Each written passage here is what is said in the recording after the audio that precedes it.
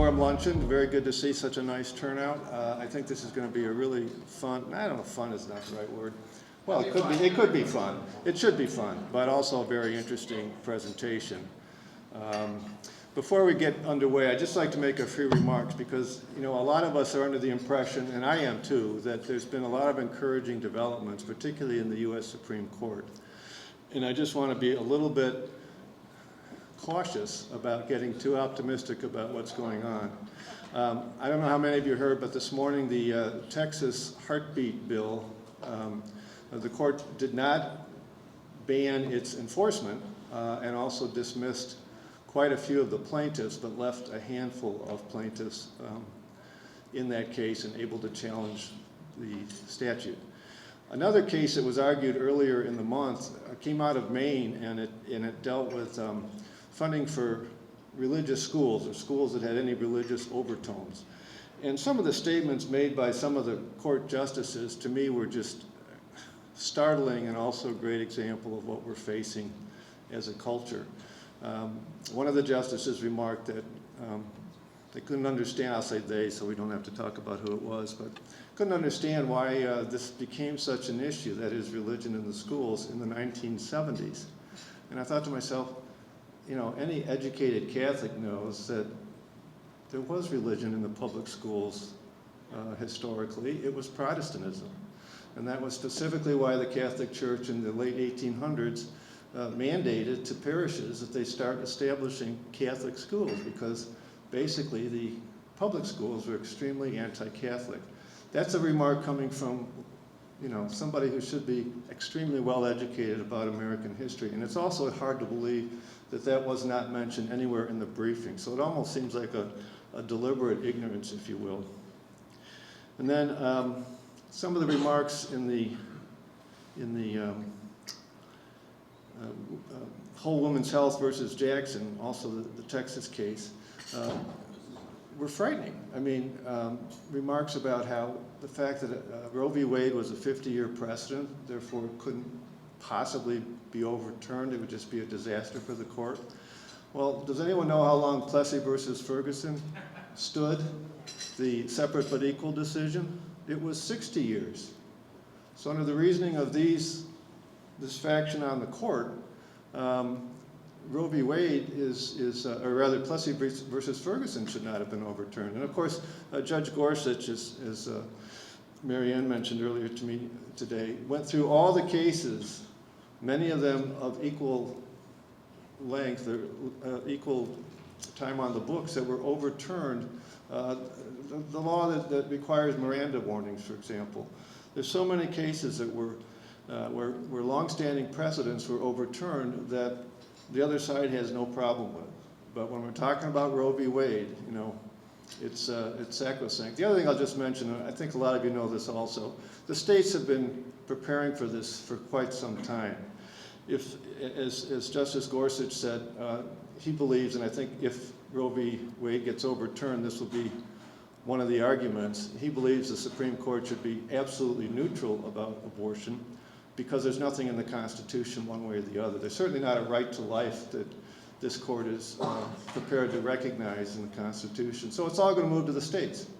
And we're going to be called upon more than ever to defend our views, and I'm not talking just about politically, but defend our views as Catholics, because in some of the remarks that the court's been making in these oral arguments, questions have been raised, well, what if some religion believes that men are superior to women? And again, I thought to myself, what religion says that men are superior to women? And that's a caricature of views that some faiths do have. It's a very distorted caricature of what the views that some faiths have. So that's what we're dealing with in some factions on the Supreme Court and elsewhere in the government. So in my view, as encouraging as all this is, our mission as Catholic citizens of Illinois has never been more important, and we just have to really step up to the plate and pay attention to this stuff. I know you all know where to go to stay current. CatholicCitizens.org. Come on. Anyway, that's all. I just, as I said, I think it's, and I also think that the presentation we're about to see kind of reflects on this. On the one hand, it's not perhaps as heavy as some of our speakers have been, but on the other hand, you know, our opponents would like to pretend like Christmas never happened, like all of this is just myth, because that would help to undermine our ability to practice our faith in the public square. So I think this is as important, or let's just say equally important, as our other speakers. And I encourage you to keep attending. I encourage you, if you can, to continue to support us financially. Increase your support if you can. And without further ado, I don't see our chaplain. I guess I will just say my simple home grace with you. In the name of the Father, and the Son, and the Holy Spirit, amen. Bless us, O Lord, these thy gifts, which we are about to see from thy body. Through Christ our Lord, amen. Thank you. I'd just like to say a couple comments to start. One, just by way of introduction, my name is Steve Bach. I'm a volunteer on the board of Catholic Citizens, and I serve as a treasurer. So with that, I'd also like to thank you all for your support, and glad that you were able to make the luncheon today. Along with welcoming you, I hope that you're having a blessed Advent. Hopefully you've been able to take the time this Advent to spiritually prepare for the birth of the baby Jesus Christ. Celebrating Christmas, and if you haven't, this upcoming third Sunday of Advent, we celebrate Gaudete Sunday. So there are still 2 weeks, so it's never too late to begin again. Each December, we invite a speaker to talk on the beauty and the mystery of Christmas, which we hope serves to further enrich your spiritual preparation at this time. We have a very good speaker today in Dan Sheely to do just that. And he'll speak on the topic of the Christmas story, by no means a fairy tale. Now, I'm sure a number of you are familiar with Dan, and I told him when I saw his bio, I said I was going to take some things out, but I learned a lot about him actually having known him already that I didn't know before, so I'm going to share some of this with you.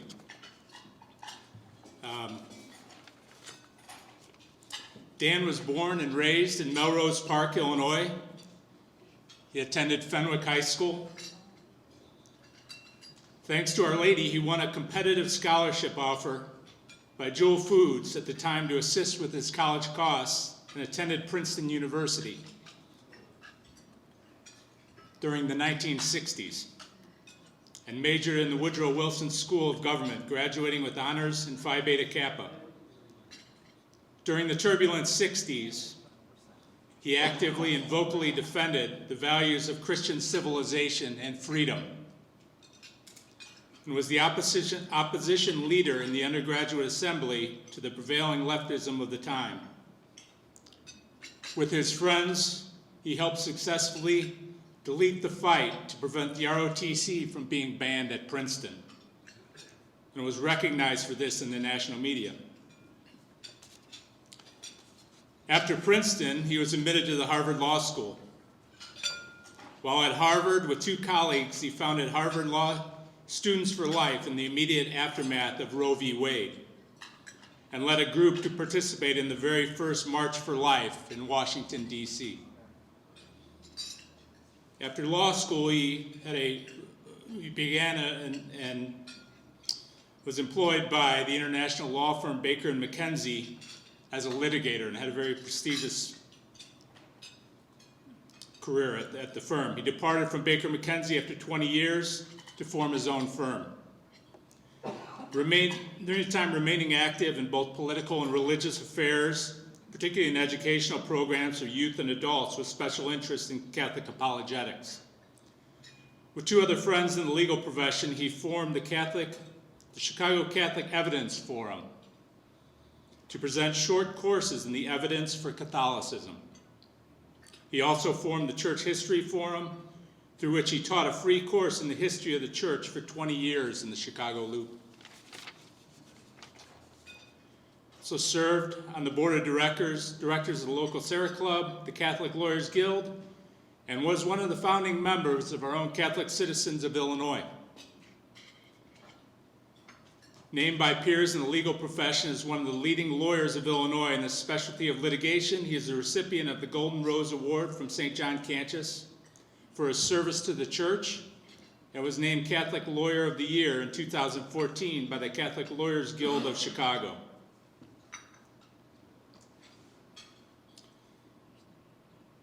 He also served, let me back up a second.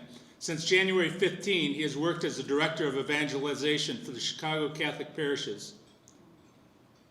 He is currently serving as Director of Evangelization and Catechesis for the Church of St. Mary the Angels in Chicago. The last 5.5 years, or previously, Dan hosted the Dan Cheely Show on Relevant Radio, where every week he looked at life, love, movies, and contemporary culture from the Roman perspective. I still have my podcast saved, so I can go back to those.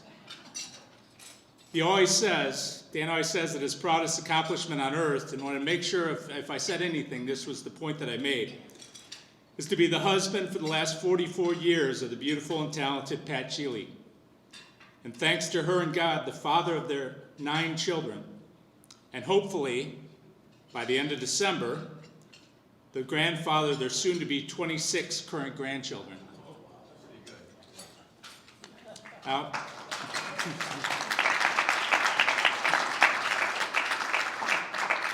just on a brief personal note, I attended the aforementioned church history course for a number of years in the Loop. And so I was really excited about the talk today. It was kind of like a little bit of flashback.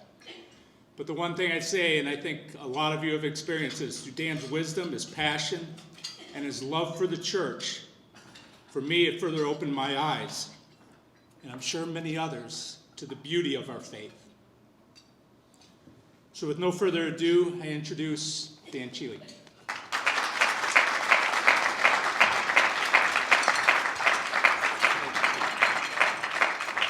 Thank you so much, Steve. I wish my mother were here.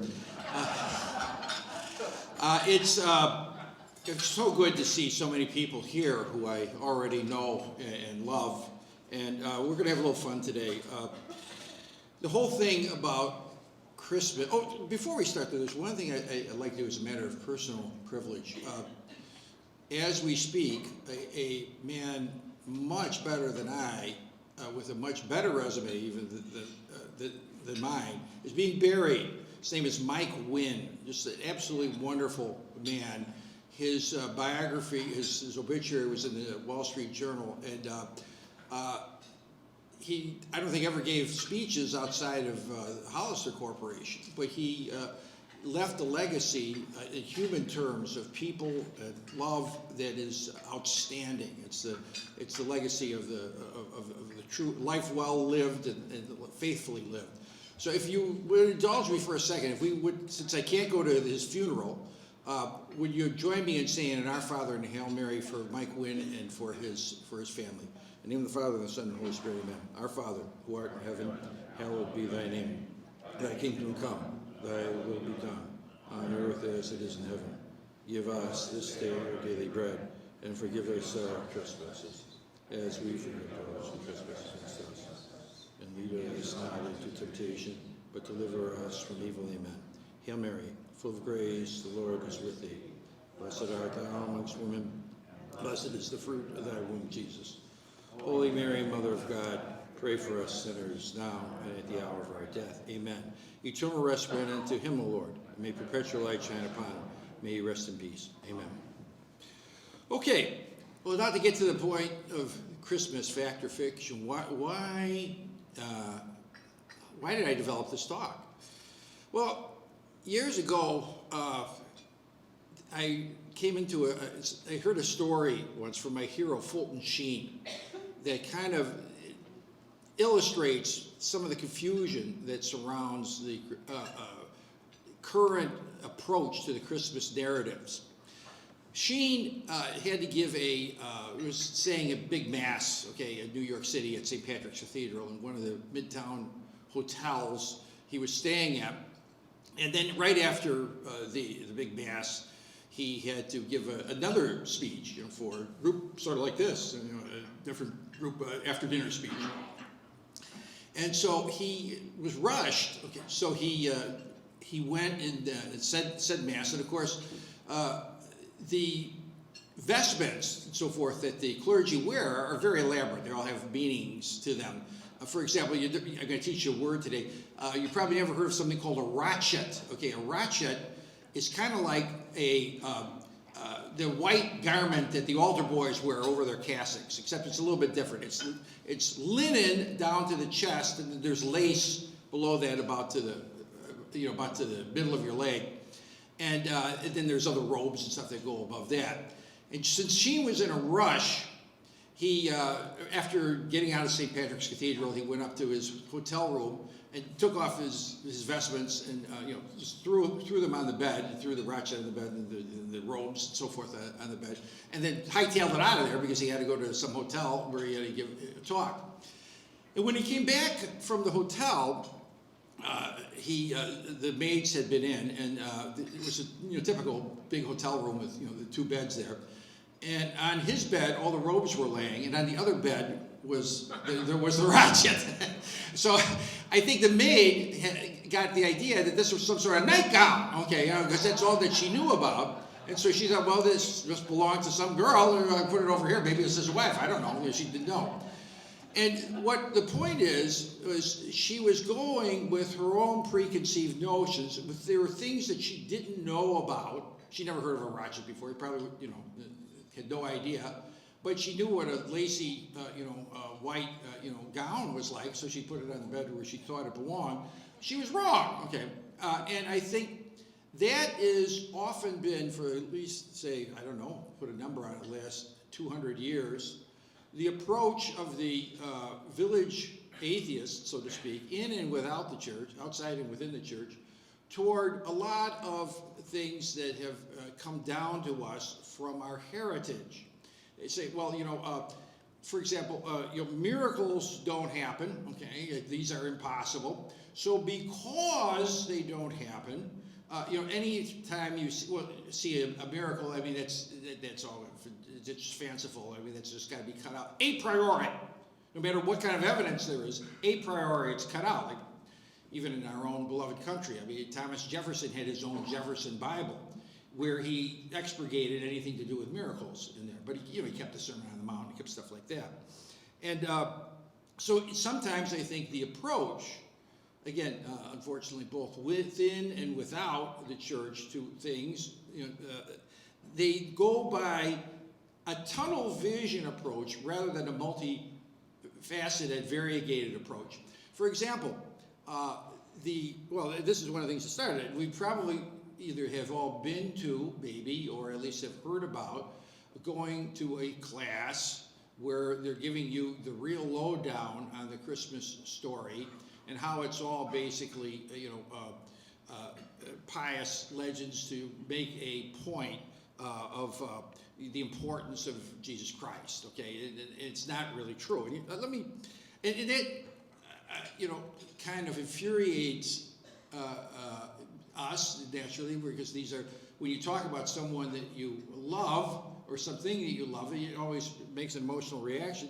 So I decided to start looking at a number of approaches, a number of studies about the events surrounding Christmas, okay, the birth of Jesus, and find out a number of things. And there are other areas that a lot of the glitterati don't look at. Like, for example, they don't really know that much, when you come right down to it, about the history. The historians often give Christianity, and by the way, the New Testament, much more credit than the theologians, so-called, or than the new breed theologians, I'll call them, do.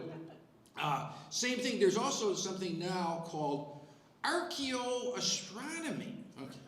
Now, what in the world is that? Well, now, thanks to the computers and all the data and everything we have, we can actually reconstruct what skies look like at certain areas in certain places. And guess what? The astronomers know about this. You can probably, I don't know about now, but I used to have a custom of like going every year to the Adler Planetarium to see their star show on Christmas. And there was much more data that they had in there that was much more current, state of the art, than was being taught in some of the courses I was at schools, including Catholic schools. Well, what are the problems of the Christmas story? I got them up here.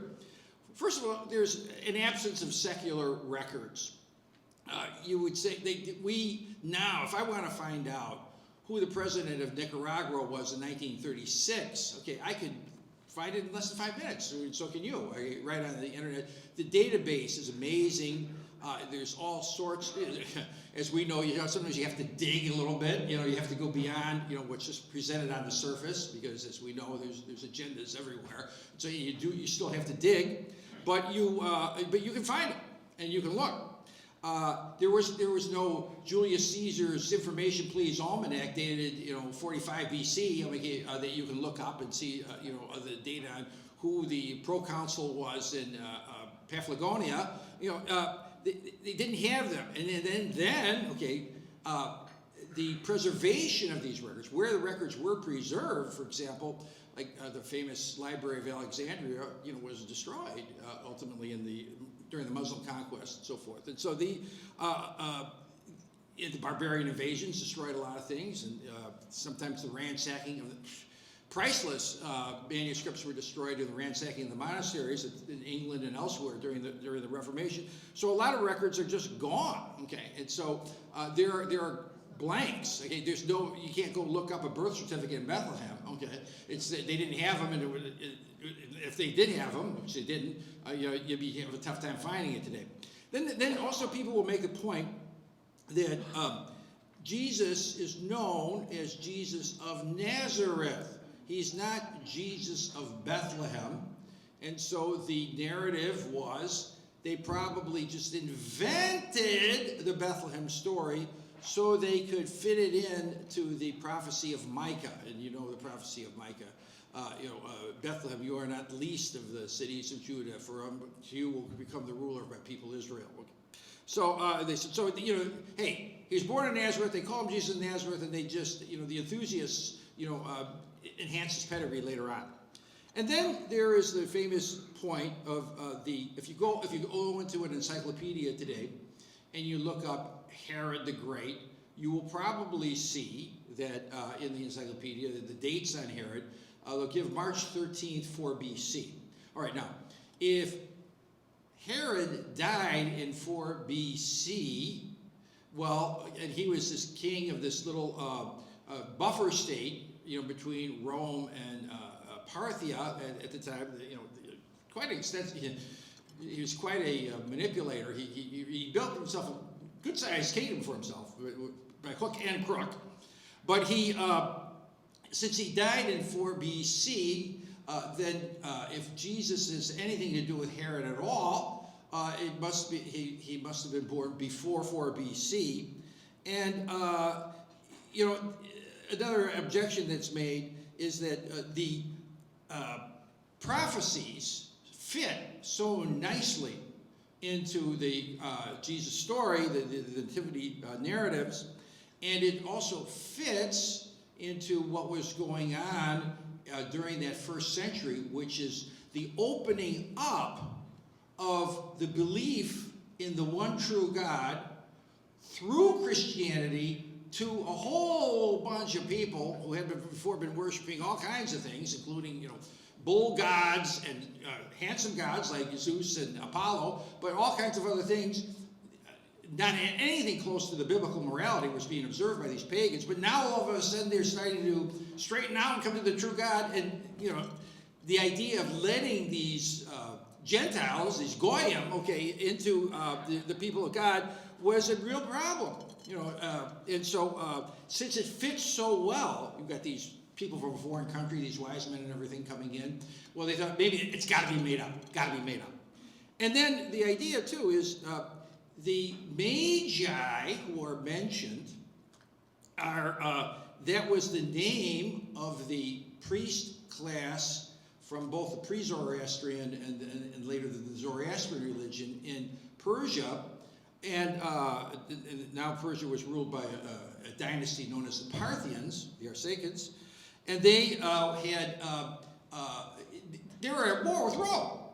They were Rome's enemy. So you're not going to get a bunch of guys from the court of Parthia, Magi or not, coming over to make a visit. So it's got to be made up. Now, so what are the solutions? Okay, where do you get this stuff? Okay, there's basically two. The first solution is it's a pious fraud. It's basically people. It's sort of like there was a document that was kicked around for almost 700 years called the Donation of Constantine. Okay, which was a document purported by the Emperor Constantine giving the Pope of Rome rights all over central Italy. Okay, and they made it up. Okay, it wasn't Constantine that made it up. Somebody did it, to kind of help the fortunes of the church. Okay? And the idea would be, well, this is like that. It was just a nice little story that people made to enhance the Jesus. The other one that's a little bit more sophisticated is they say it's a form of midrash. Okay, now midrash is a commentary that's done on a sacred text using stories to illustrate and fan them out, and so therefore, like particularly the story of the Magi is the theory is that this is just something like that. It's a spiritualization done through story that's not necessarily true, that illustrates an important spiritual point. In this case, the opening of the religion of the true God to the whole world through Jesus Christ. Now, those are the ideas. You'll see those. Maybe your kids will bring them home from school, and also too, they'll say, well, given the fact that so many of these things we can't really find. Okay, here's a picture of people getting slaughtered, like the slaughter of the innocents.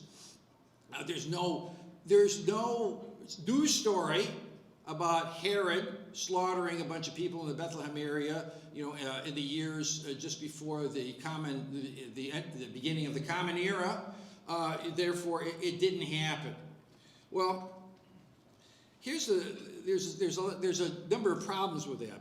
First of all, as we know, the fact that in ancient times you don't have a record of something doesn't mean that it didn't happen. I mean, we know the names of a lot of Roman emperors, but we also don't know a lot about a whole number of them, even because the manuscripts that contain these original histories have been lost, or we have only in part, and all the destruction and everything that occurred.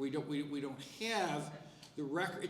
We can't anachronize it. We can't imply 21st century standards off to something in the first century.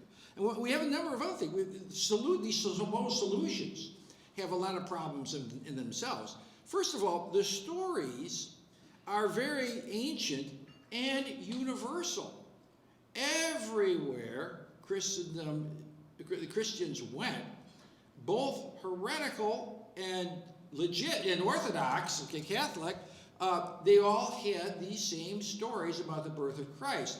If it were just made up, there would be other stories kicking around. Just like, for example, I think there's potentially 3 heads of John the Baptist, rolling around somewhere, different churches. Okay, they can't all be John the Baptist's head, but different people have different traditions of it, and they arise. And if this were something that was just, again, truly made up, other people would be making up other stories that would conflict. And then the story, the both accounts that we have in Matthew and Luke, even though they're quite different genres and they come from kind of different sub-traditions, there's a lot of common data in them. They agree with each other on a number of things. Okay, what do they agree on? They agree on the virgin birth. They agree on the birth in Bethlehem. Okay, they agree that it happened during the reign of King Herod. They both say that. And again, the earliest records that we have, okay, one of the various earliest records that we have are the actual Christian art, okay, in the catacombs. We've got the story, if you go to the catacomb of St. Priscilla in Rome, you'll see, the visit of the wise men, okay, depicted on the wall, the catacomb. That picture dates from the 100s. Then there were fanciful gospels that were made around the time. There's a famous one called the Proto-Evangelium of James. Okay, it's not real, it's not a canonical gospel, but all these other, which are indeed tail-spinning accounts, rely upon and take it, don't contradict what's in the Gospels. They build on them, they elaborate on them, but there's no alternative story, either pro or con, anywhere, utter absence. And then there's another interesting thing. There's a number of things. One is sociology. Strangely enough, the people of Bethlehem from very early times early adopted Christianity. We know this from the writings of Justin Martyr back in 165. He died around 165 AD, who basically said, hey, even though in Bethlehem the shrine is gone because Hadrian built a pagan shrine to Adonis over the Christ cave, but the people of Bethlehem know all about it because they're Christians, and they'll show you, where Christ was born. And it's also mentioned of the long Christian history by an early Christian writer called Clement of Alexandria. And interestingly enough, up until really the last 25 years, Bethlehem was indeed a Christian city. They had always retained the story, and they all, were very much involved with being descendants from people who had witnessed these things. Then there's the great reliability of St. Luke.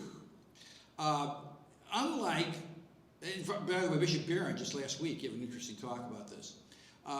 Stories like when we're watching Star Wars, it says once, in a galaxy far away and long ago, or we often start with Grimm's fairy tales, Once Upon a Time. Luke doesn't do that. He goes, in the 15th year of Tiberius Caesar, he dates everything. He tells you exactly who was on first, who was on second, who was on third. And they found years ago, like particularly during the 18th and 19th centuries, when the skepticism started to reign supreme among the glitterati, they said, well, this is all made up. Luke doesn't know what he's talking about. But for example, he used the term in the Acts of the Apostles called Asiarchs. Okay, the governor of Ephesus was called an Asiarch. They never heard of such a thing. There's no Asiarch. He made that up. And sure enough, then in archaeology they find things that talk about the Asiarch. They've dug up, with the excavations at Ephesus. So Luke was right. They were wrong, and Luke was coming from a different tradition. Luke didn't know a thing about Midrash. Okay, but yet, and in fact, he was much more from the Greek tradition, the Thucydides, trying to say, hey, this is what really happened. And also, too, the Matthew text does not fit the Midrashic characteristics. It does not. People really in the know this. It doesn't fit. There's different kinds of Midrash. There's Haggadic Midrash, there's Halakhic Midrash, there's Essenian Midrash. It doesn't fit any of those genres. They try to twist it, make it, jam it in, but it's something that really doesn't fit. So those are problems with the alleged solutions. So what's the story? Okay, what is the data really here in history? What can we find out? I got a picture here of these serious-looking, iconic figures. These are the fathers of the church. Now, the fathers are not Father O'Malley and Father Fitzgibbons. Okay, I'm not talking about that. The fathers of the church is a technical term, meaning early Christian writers who were in union with the Catholic Church, men of holiness who wrote in defense of the church in these early times, the earliest witnesses to what the Christians taught at that time. Now, before we get into that, I want to give a little bit, because it's important, of the historical context of the time of the Eastern world, of the world of the Roman Orient around the time of 1 BC, 1 AD. Okay. There was a huge anticipation of the Messiah. People knew about it.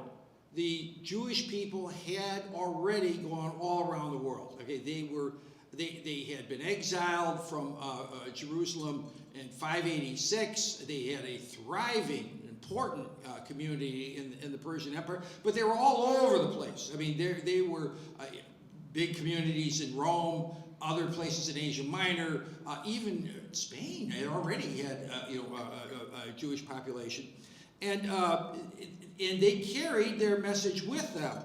And in the book of Daniel, which obviously there's a dispute about when that book was actually written, but for sure, even taking the most liberal estimate, it may have been written around the time of the Maccabees, if it wasn't written when it says it was in the 500s.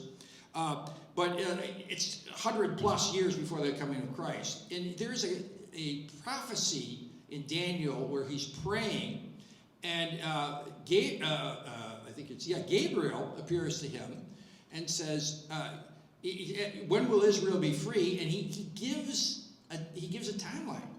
He said there will be 70 weeks of years, 70 weeks, and then 7, and then the anointed one will come. And after he comes, foreign power will come in and will destroy the temple, and he will be cut down, and the temple will be destroyed, but he will be the one to bring salvation to Israel. So now you count it out. There's all kinds of, it's ambiguous. There's all kinds of ways of counting it out. It's just from the time of the decree to return to the temple in Jerusalem till the coming of the Christ will be this, 483 years. All right, and there's, the people were looking at this stuff. Okay, and thinking, now when is it's now? It's about now. Okay, and so the way it works, there's all kinds of ways you can calculate it, but basically when depending the number, half dozen ways you can calculate, it's going to land in either something like 50 BC, anywhere between 50 BC or 50 AD, somewhere in that time frame. It's got to end before 70 AD, because that's when the temple was destroyed by the armies of Titus. But anyway, they didn't know that the temple was going to be destroyed, but they were calculating it, and they were spreading this around, and it really gave a spring to the steps of the Jewish people. And by the way, pagan sources say, it was, Tacitus, for example, said it was generally believed, this guy, he's not even pro-Jewish, he's not a Philo-Semite, he's an anti-Semite somewhat. He said it was generally believed, though, that out of Jewry, would come a savior. And so people were wondering about this. Both Jews and Gentiles were aware, hey, if this is the time, we're looking for him. Where is he? Where is he going to be? And it was also a time of great Roman peace. The turmoil surrounding the Roman civil wars involving Caesar and Pompey, and then later Brutus and Octavian and Mark Antony and all that, had all been resolved. Augustus, had come to the top. There was peace around the entire Roman world, entire Mediterranean world, that hadn't been that way for a long time. And this was a cause of great celebration in the entire Roman world. Except, there's a but in there, Roman peace, but there still was a smoldering east-west conflict, okay? Because right across the Euphrates, right to the east of the Roman Empire was another big empire, the Parthian Empire. And they were mad that Rome was in control of a lot of territory that they had been in control of, including Egypt, including Palestine, including Asia Minor and Syria. They wanted it back, okay? And so there was this great instability, and they were fighting, back and forth. And in different times, Roman generals and Parthian generals would raid each other and invade each other. So it was a peace, but it could break out in war at any time. So that brings us to the interesting and kind of, I'd have to say, repulsive figure of Herod the Great. Herod is a guy that Joe Stalin would have understood real well. Okay, he was an opportunity. He came from an opportunistic family. Okay, his father was a guy who was not really a Jewish man. He was an Idumean. He was an Edomite. Okay, Arab, but they had close links. They had been conquered, different times by the Hebrew kingdoms, and he had accepted the Jewish faith, but it wasn't at all what anybody then or now would call a good Jew. He was bloodthirsty as can be, and he was going. There was a great deal of instability in the Holy Land at that time, because the Maccabean dynasty, which had done an amazing job of freeing the Holy Land from foreign rule, and ruled Jewish native people who were now ruling their own land. It was an amazing, miraculous thing, a cause of great pride and hope for the Jewish people. Well, that dynasty was dying out, and there was all sorts of jockeying for position among the people that were still left as descendants of that dynasty. And they were played off one against the other by the two great powers, by Rome and Parthia. Each of them had people that they would try to back that would then make the Holy Land an ally of one or the other. And Herod got inside early in a very bloodthirsty way. He had really, you have to say, no morals at all. Okay, he was great at hypocrisy. He said, "Hey, God is important to this Jewish people. I'm never going to be able to do anything. So I'm going to build the best temple that there's ever been. I'm going to outdo Solomon." Okay. So he started, the process of building this magnificent temple. But meanwhile, a few miles down, he's building a temple to the God Augustus. Okay, so he's doing all kinds of, he's talking out of both sides of his mouth. But mainly, he had no problem with pulling a trigger, so to speak. Okay, his pathway was covered with all kinds of blood from alliances and betrayals and backstabs and all sorts of things. All right, what do we know from the ancient records? Okay, but the big thing about Herod was he was on the Roman side. And he was going to, he had because since Rome had been unstable, he had to jump ship a couple of times. He was originally a protege of Mark Antony, but when he saw that Mark Antony was starting to lose, and he was getting too nuts about Cleopatra to think straight, he decided he was going to switch over to Augustus, Octavian at the time, and so he ultimately switched.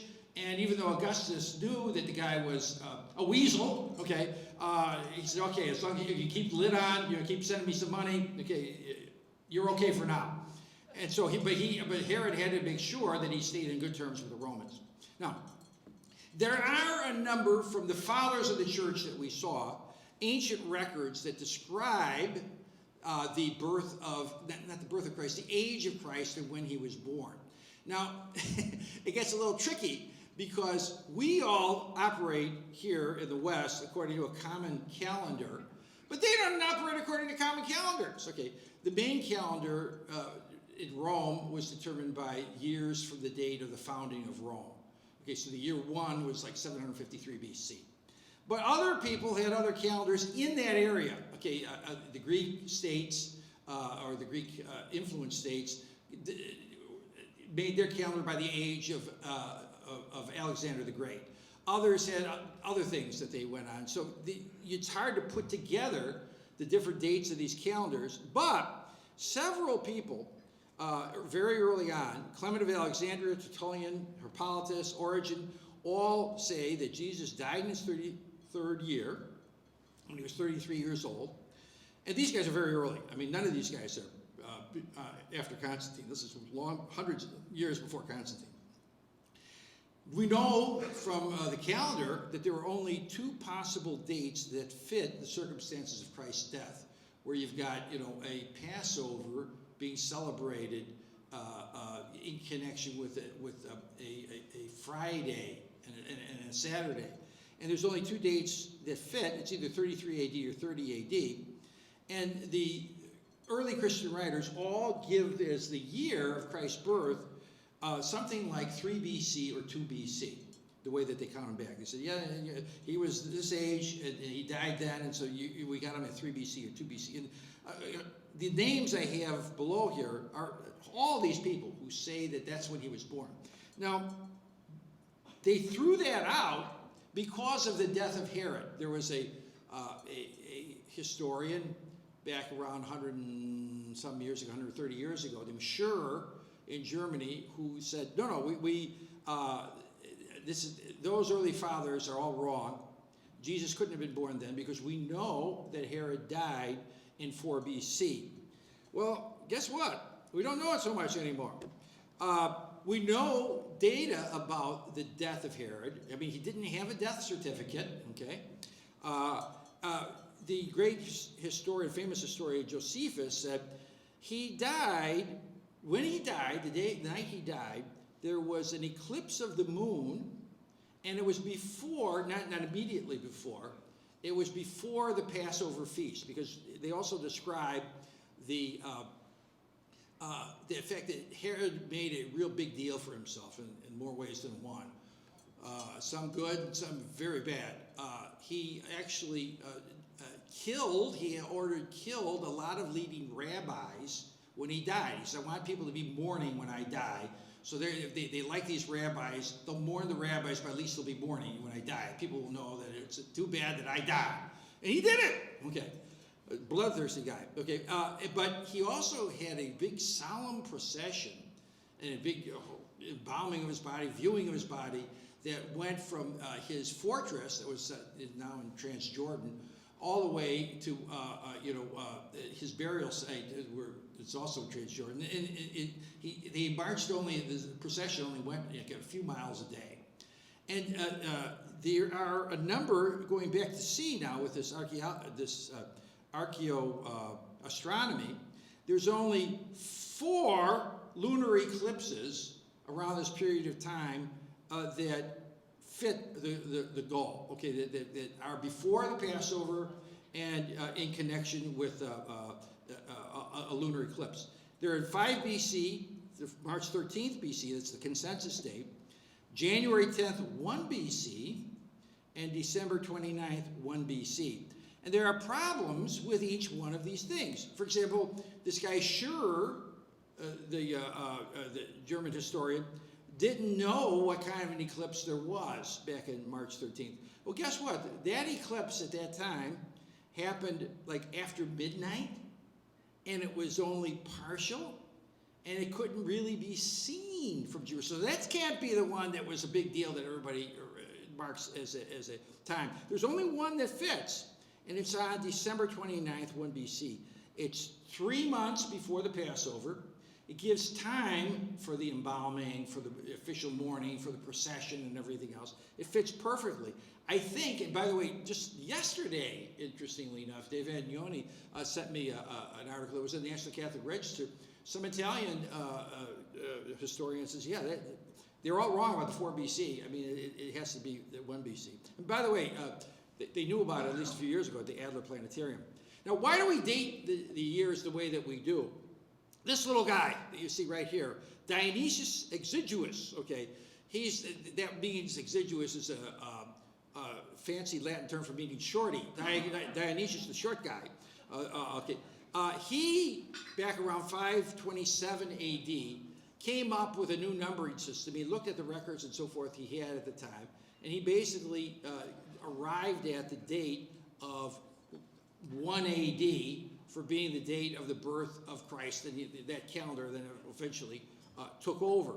And again, it's been for the last 100 years, okay, a joke how goofed up he was. But guess what? He was actually closer to the right date than Scherer was. And there's an interesting thing here too. Telephone tag 1544. One of the reasons why Scherer and then people followed him picked the date is that they said from the time Herod captured Jerusalem until his death, it was 20 years. Well, it turned out that that statement was published in a print volume in 1544, and it became the standard. Everybody followed that out. However, people went back to the more original texts, more ancient texts about this from Josephus, and they all said, no, it wasn't 20 years, it was 22 years that he wrote. 22 years from the time he was captured Jerusalem takes us up to about the date of 1 BC. So it turns out that the old guys were probably right or more correct than it was. Than the theologians would say. Well, what about the census? The census is a real big problem, okay, because they will say that, wait a minute, this census has to be made up by Luke, because we know there was a census when the Romans took over in 6 AD after the death of Herod's son Archelaus. But that's what he's confused about, because that census gave rise to a big rebellion in Judea under the formation of the Zealots, okay, the Zealot faction led by a guy named Judas the Galilean. But why would there be a census around whatever time? Well, under Herod, when Herod's an independent monarch, okay, and what would that have to do? What would the Romans have anything to do with any kind of a census in Palestine? Well, guess what? There was something else that happened around that time that people didn't look at, because they knew it happened in 2 BC, and they figured before, because Herod died supposedly in 4 BC, it couldn't involve him. There was an oath of loyalty that the Roman Senate mandated to the Roman world, and it was commemorating the peace that Augustus had brought to the world. They gave him the title Father of the Country, and they asked everyone to take this oath and register. And also it applied not just to Rome, but to the allied kingdoms that were associated with Rome, like Herod's. And in Josephus, this famous historian who was a survivor of the Roman war against Judea in 66 to 72 AD, he describes in his book of Jewish Antiquities that, yes, Herod backed up this idea of taking an oath to Caesar and enrolled. Everyone was supposed to be enrolled, and they had to be enrolled in certain cities. And in fact, since people didn't like that, Josephus actually executed 6,000, this is what a bloody guy he was, Pharisees, members of the Pharisee party, who were the ancestors of contemporary Judaism. Herod, not Josephus. You said Herod. Yeah, Herod, Josephus wasn't even alive. Herod had 6,000 Pharisees executed because they weren't complying with the mandate. Okay, and this story was reiterated by not just Josephus, by early Christian writers, and it happened. Herod wanted to prove his loyalty to Rome, and someone who would have been they still knew at that time who the Davidic families were, people who were successors of King David, because they knew the Messiah had to be a son of David, so they would be watched, and Herod probably wanted to have them in a certain place, like Bethlehem, with David's home city, so they could keep track of who they were. What was the political situation? There was war between Rome and Parthia, and even though a guy named Saturninus was the governor of Syria, which was right on the borderline of the Roman Empire at the time, he had under him another person called Quirinius. Quirinius, in the account of Luke, is not called governor, he's called hegemon, okay, which means kind of headman. So just like we have a president, but we also have a manager of the White House or something like that, that's somebody who's really doing all the work, okay. That's the way it was like that. And Luke, actually, in pointing that out and using the technical term not for governor, but for manager, it kind of buttresses his own credibility. That's why in the Gospel of St. Luke, Luke calls it this first enrollment, to distinguish it from the enrollment under after the deposition of Archelaus, they were precipitated the Zealot uprising. People that were early in the game, like Justin Martyr, writing in the 100s, and Tertullian, writing in the later 100s, and later Eusebius, say this is all confirmed by the official records. Okay, those official records are lost, but these guys who were there when the official records were still there said, yeah, that's what it was. And there was great turmoil over Herod. Herod was very sick, and he was, his sons, he had, think at least, he may have had eight different wives at different times. He had a whole bunch of them. But he produced a lot of children, and they were fighting like crazy over who was going to succeed. And after they were getting too close to the cookie jar, Herod would usually have them killed. Now, that was, so Herod is kind of paranoid. He's worried for his own children to try to get rid of him. He's worried even more about somebody else who's not even part of his family trying to do it. Everybody remember the stories of the Maccabees overthrowing the bad guys, and reinstituting the worship of the one true God. So, he's a little nervous. And that brings us to this picture I want to show you right here. The lost city of Petra, just to where the east of the Holy Land, at the time of Christ, was a very important, very interesting kingdom. On the History Channel and on National Geographic, there's been a number of stories on this. You go to Petra, this is a picture of Petra, the way it's kind of reconstructed. It was like better than an oasis. There were all kinds of things going on.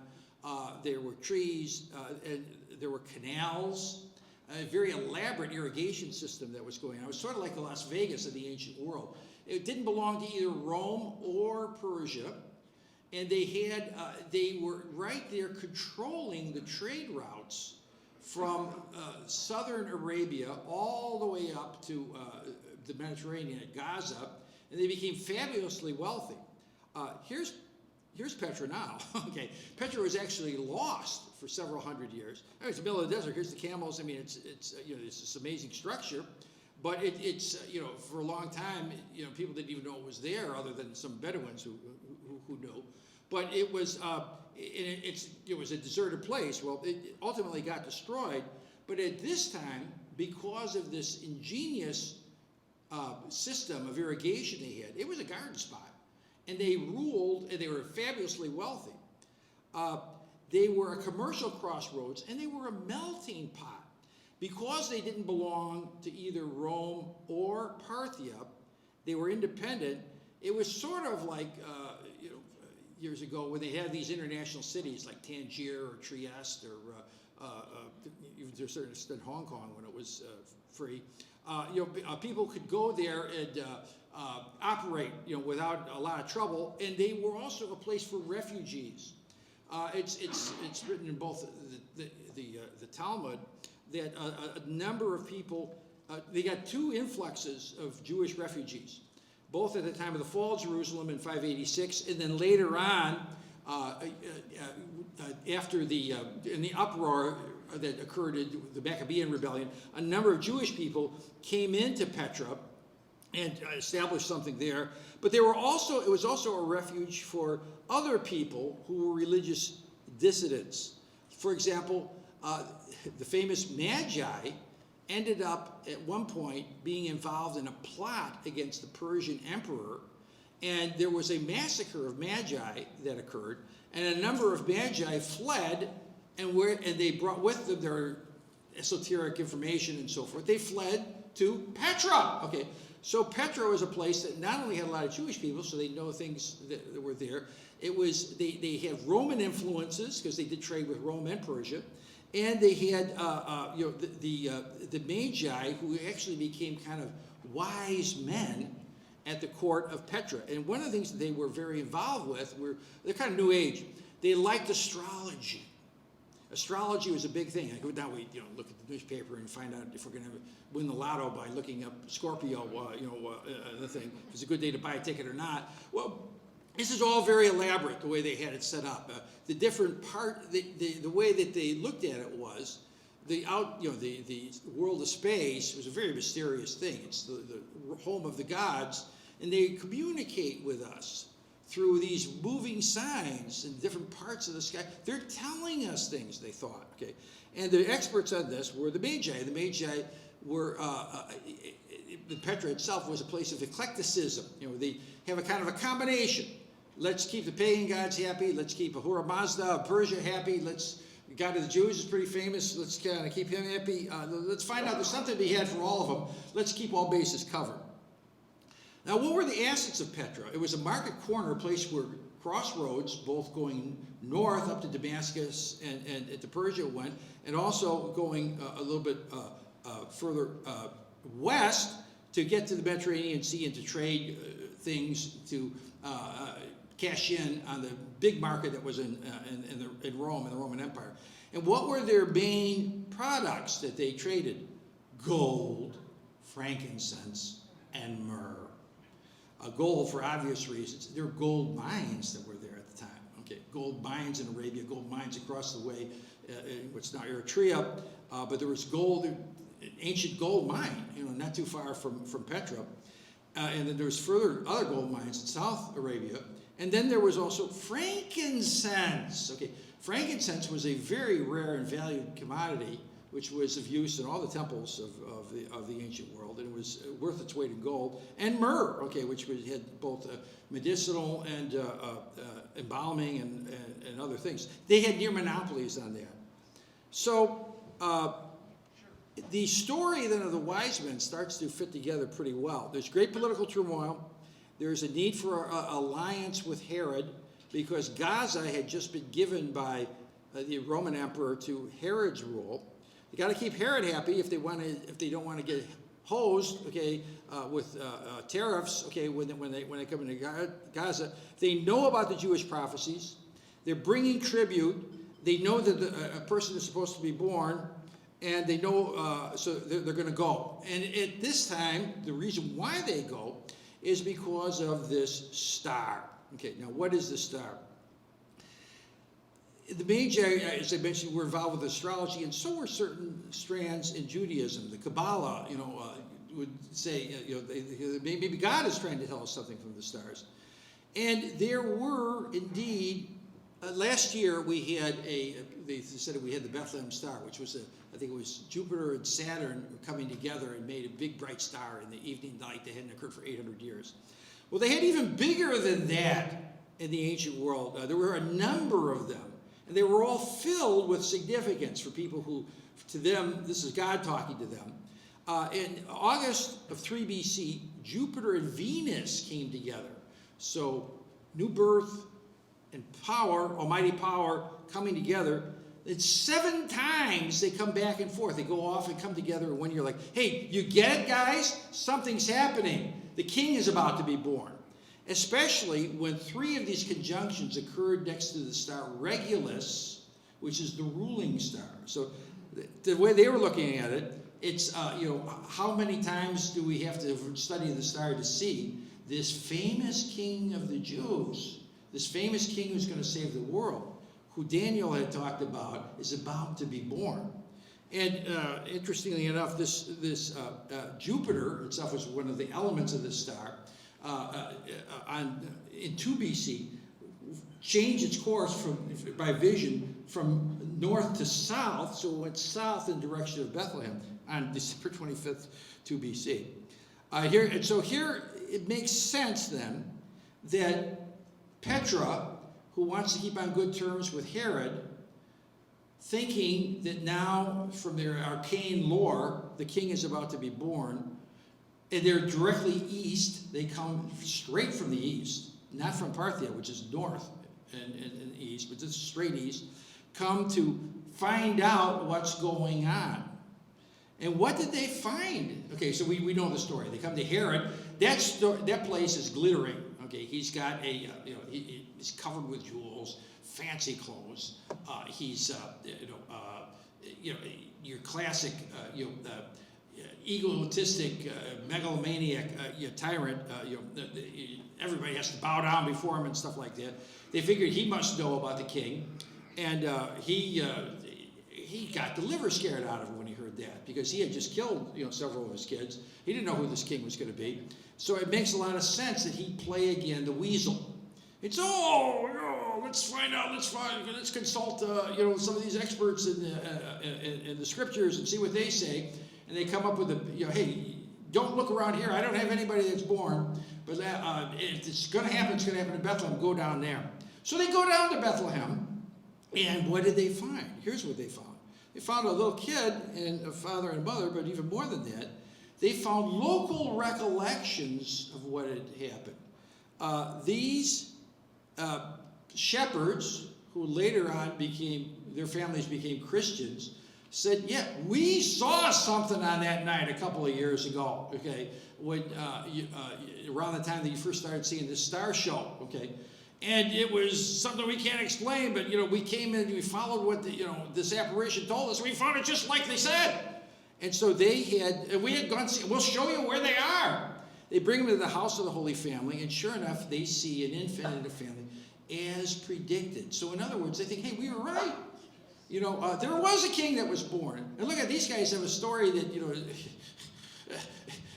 it can't be gainsaid. This is the one. So they find an unforgettable infant king to welcome. They give him the gifts, the famous Petrine gifts, gold, frankincense, and myrrh. They leave them there because that was their cash. Those were their cash crops. And what do they have? They end up with a spiritual experience. What do I mean by that?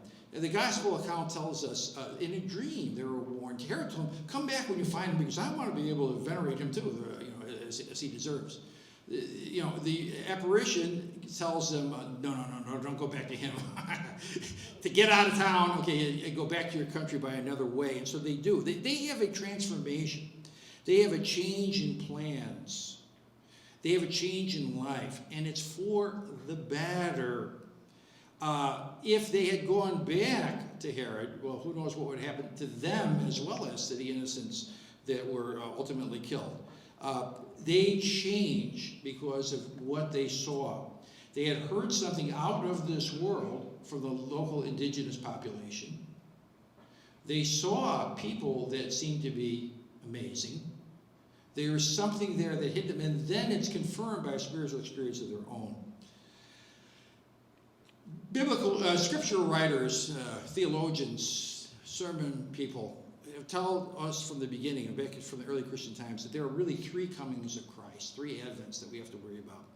The first one is the one we've been talking about, the birth of Jesus in Bethlehem, which does have a lot more historical background to it than people would think. He's real. He came.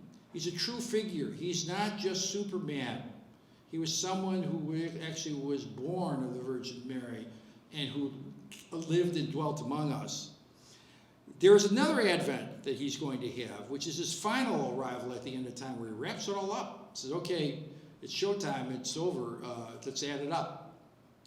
And then there is also the third advent, which is his birth into our hearts, which is the most important one. Because Jesus comes not just to change the politics. Jesus comes to change people on the inside. The wise men were changed on the inside. You don't know if these legends are true. The legends are that they later became Christians too. I don't know if that's true or not. Okay, there's nothing other than legend to talk about that. But they did change their plans. And when we really think about it, what are all the problems? There's tons of them in the world. I mean, too many to count. I mean, you open up the newspaper today or the internet, it's like a horror show of all the stuff that's going on. Things that are unbelievable. We got even inconceivable 3 years ago that are happening. It's all breaking down. And it's not just a change in government is not going to change what's inside people, but what changes inside people changes everything. If there's a whole new way of living and looking, it's different. The real problems are problems of sin. Let's face it. Okay? That downward pull that we all get into sometimes. And we do the things that we wish we hadn't done, but we do. Who's going to save us from that downward pull? Who's going to make it so that we can have a new life inside? That removal of sin in our hearts and our souls is what the real birth of Christ is supposed to be like in our lives. And I think there's no better depiction of that in our own culture, our own subsection of Christendom, than the famous story that we see every year of A Christmas Carol. And let's take a look at the climax of this.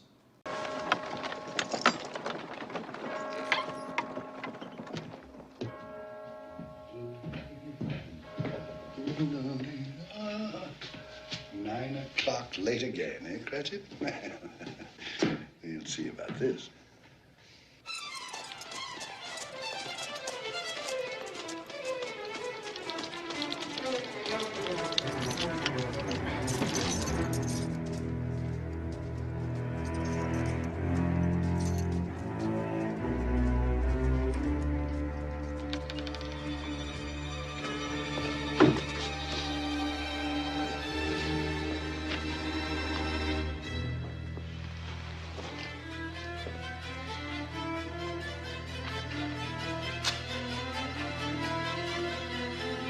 Mr. Cratchit! Yes, sir. Do you know what time it is? Yes, sir. What time is it? 18 minutes past the hour, sir. 18 and a half minutes past the hour. What do you mean, coming here this time of day? I'm sorry, sir. I am behind my time. Yes, I think you are. Step this way, sir, if you will, please. It's only once a year, sir. It shall not be repeated. I was making rather merry yesterday. Well, I'll tell you, my friend, I'm not going to stand for this any longer. Therefore, I am going to double your salary. Double my salary, sir. Yes, Bob.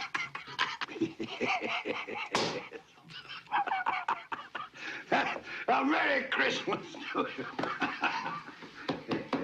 I'll double your salary for a start, and I'll endeavor to assist your family in any way I can. And Tim will walk again and grow stronger and stronger upon my life, he will. Well, we'll discuss the particulars this afternoon over a Christmas bowl. Well, what's the matter with you? Nothing, sir. Well, it's just that... Nothing. Thank you, sir. My good fellow, make up the fire before we freeze to death. Buy some more coal before you dot another I, Bob Cratchit. Yes, sir.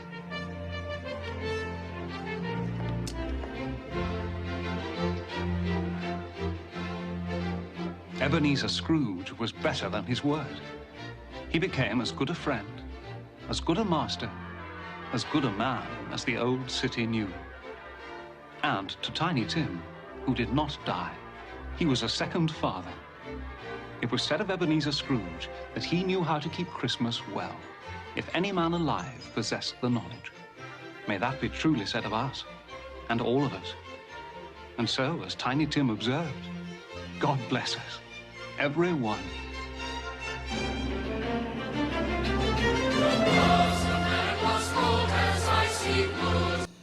Scrooge got changed on the inside because of the spirit of Christmas. I remember I had some discussions with some evangelical friends of mine. So, well, I don't like the Christmas carol because he didn't accept Jesus Christ as his personal Savior. Well, wait a minute. I mean, the point is he was saved on the inside.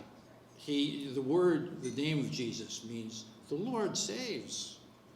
And what does he save us from? I mean, I would have been a lot like those Jews in the ancient world. I would have wanted somebody to throw the occupiers out.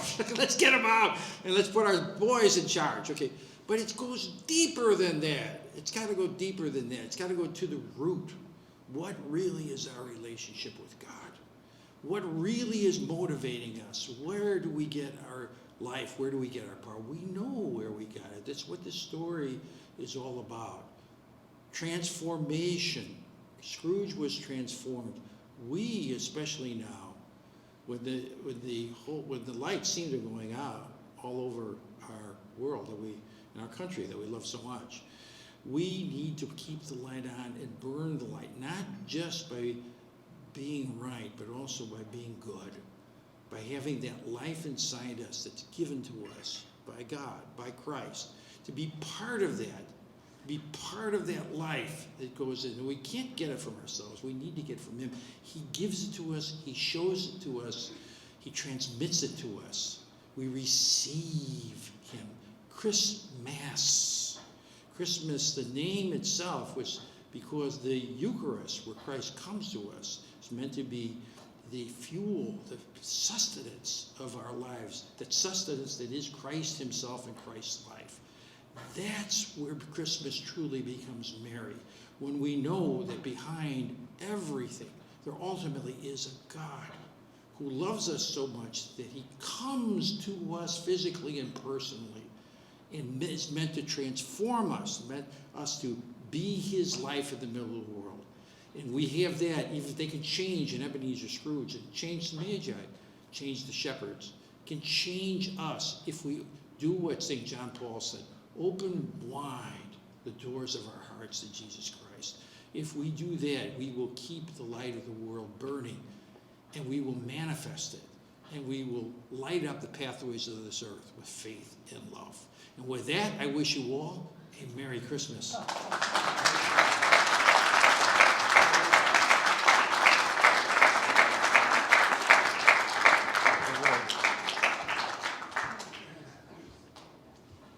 Thank you, Dan. You're welcome. Yeah, thank you very much, Dan. We have a few minutes for questions. Anyone have some questions you'd like to pursue? Yes, David. So I heard a talk several years ago by a priest who went into more of the scriptures and the meaning behind the writings of the nativity, of the infancy of Jesus. Maybe you could refresh some of those pointers of the foreshadowing and some of those things written specifically about his birth that more or less foreshadows his death. I don't know if you. So you want volume 2 of the talk, is that it? I really appreciate it, but it was probably 10 years ago, and Next year we'll have the priest. Some of those, that'd be great. Yeah, Joe. Thank you, Kevin. Dan, your superb background as a lawyer was evident in this talk. This was a fabulous summary argument to the jury. You could have convicted Justice Millett this morning. Anyone could. I want to go specifically to one of your witnesses, Flavius Josephus, this Jewish Roman historian, died in Rome, writing in Latin for a Roman audience about the Jews. Right? Your fabulous witness you called, whose account not only is he's trying to tell the Romans these interesting, strange things that have been going on in the Jewish world that they should know about, includes a crucifixion account. There's this interesting group of Jews over there in Judea. Right. Can you throw a little flesh on what we learned from Josephus about the timing? About the timing or the crucifixion? No, the birth. You have to piece together a number of things. One of the things that Josephus is even less a fan of Herod than I am, and I'm no fan. Okay, he does he's a complex figure because he started out as a Jewish patriot, but he ended up collaborating completely with the Romans and being part of Vespasian's entourage, as you know. But he does want to defend against really the anti-Semitism that was there at the time. And so he shows people who are bad people under Jewish masquerade, like Herod, why they are bad. And one of the things that he does is he chronicles a number of the massacres that Herod gave out. In Josephus, a couple of things are mentioned. One is the one I talked about, 2 BC, where Herod on his own ordered the leading people of the kingdom to swear allegiance to Octavian, Augustus Caesar. That happened, we don't know exactly what happened. It happened during the lifetime of Herod. But it's mentioned in, I think, don't hold me exactly to this, but I think it's in chapter 16 of Antiquities, okay, Jewish Antiquities, where he talks about that Herod compelled all kinds of people to write down their allegiance to Octavian, and the Pharisees did not want to do it, and because they were anti-vax, so to speak, okay, he had them executed, okay, and so that to reconstruct that, now that happened in his lifetime. And no one associated that with the timing of the birth of Christ because they assumed that it had to happen before 4 BC. And indeed, now we know from the recalculations of these things, it had to happen closer to the time of 2 BC. I don't know if that helps at all. Yes? Yes? Our liturgical calendar has 2 circles. Louder, Chris, please. Our liturgical calendar has 2 circles, one on Easter and one on Christmas. And if you allocate the weeks, I think it's more or less, 20% Christmas and the rest Easter. Well, now we got ordinary time in there, which is most of it is ordinary time. But that's still in the Easter side. Sort of, So yeah. we're talking incarnation and resurrection. Okay. So, having delved deeply in, as you did, where do you come up? Notwithstanding the calendar, just personally. Where do I come up with what? The relative balance of incarnation and resurrection. I hate to do this. I should say I hate to do this. It's going to sound like a cop-out, but it's classic Catholic. Both. Okay. Both and. And with Catholicism, it's never either or. It's always both and. The essential, the doctrine that explains pretty much everything about Catholicism is the incarnation.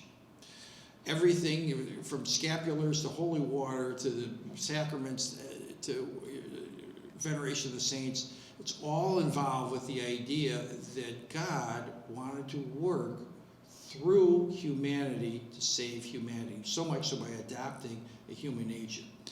Now, he wouldn't be God if he didn't rise from the dead, okay? Because if he had just been a guy like Socrates, a great guy, but he got off, okay, he'd be a wonderful memory, but that's it. So historically, theologically, the most important feast of all is the resurrection. That's why we go to Mass on Sunday rather than Saturday, because it's a new day formed by the amazing resurrection of Christ. Okay, something that somebody actually did come back, okay, from the dead. Here he is, and he's still at work. So that's the one. So that's the greatest feast in the Christian calendar. There's no doubt about it, because if Jesus isn't God, well, he's one of many. Okay. On the other hand, almost there, and for us in the West, we seem to focus on this more. In the Byzantine world, Easter is a much bigger feast than Christmas is. Okay, but for us in the West, Christmas has always been bigger because this idea of that it could actually happen, that the Word could become flesh and dwell among us, is a cause for great rejoicing. And so, as basically a man, even though I admire the East and everything, I admire the Eastern churches very, very much. I am a man of the West, and I have my own personal feeling, even though my 2 favorite nights of the year are Christmas Eve and Holy Thursday. Okay, those are my 2 favorite nights of the year. But they're both important. But again, like I think most Westerners, I enjoy Christmas more. I don't know if that answers your question. Okay. Anybody else? Yes, ma'am. As a guest today of Anne Brennan's, I don't believe I've ever heard such a marvelous narration of the Christmas story. You've done an amazing job. A lot of work and effort has gone into this, which is we can all see. So thank you so much. Well, thank you. I can see as I was going, I was getting up into esoterica here, and I apologize for that. I could go on to other stuff. There's a lot here. There's a lot more that could be fleshed out. And what and I think maybe Joe alluded to this. If you want to follow up some of these references further, let me give you some. This is a very interesting book. I don't agree with everything that's in this book. I read 90% of it. It's called The Mystery of the Magi by Dwight Longenecker. Okay, it's a very good book. He comes up with a lot of these interesting things about Petra. This is interesting, by The Star That Astonished the World by Ernest Martin, who's now dead. This became the basis, the research that he did is quite extensive, for a lot of the star shows from coast to coast, okay, at the different planetariums. And then one of my own favorites on a more spiritual level, Pope Benedict XVI has got this wonderful series of meditations on the infancy narratives. Benedict is a world-class scholar. I mean, the guy was a star. I mean, he doesn't just say things out of, blowing, just the first thing comes to his mind comes out of his mouth. He was he really is a first-rate scholar. He believes in this all the way. On some historical details, I disagree with one or 2 points that he has in here too. But I completely agree with all of his spiritual points. And these are very wonderful. Then there's also a number of websites that if you're interested further, I could refer you to that goes into some of these things with more detail more detail than I went into. Anybody else?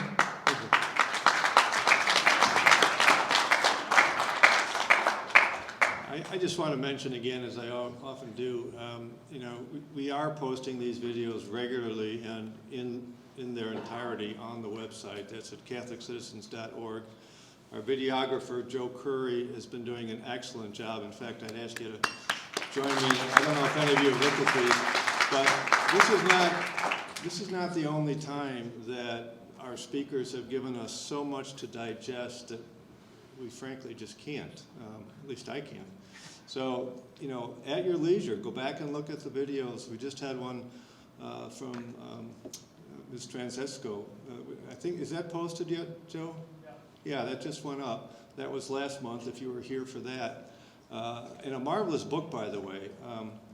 It Is I think is what it's called. She literally had just come out at the time of her talk. She didn't talk about the book in particular, but it's on the Eucharist, and I highly recommend it to anybody that wants to understand our theology of the Eucharist better. So anyway, I plug again the site for current events, but also now for these videos. They're all there, and you can scroll through them. If you hit a patch where you've heard enough, you can just fast forward. As always, you can manipulate it. But anyway, so I hope you'll continue to join us for these luncheons, and I think we're out from under COVID, as I continue to mention. We'll continue into the new year. Invite your friends. Let's see if we can increase the audience. Continue supporting us financially as you can and have done. And we wish you a very Merry Christmas and a Happy New Year. Thank you.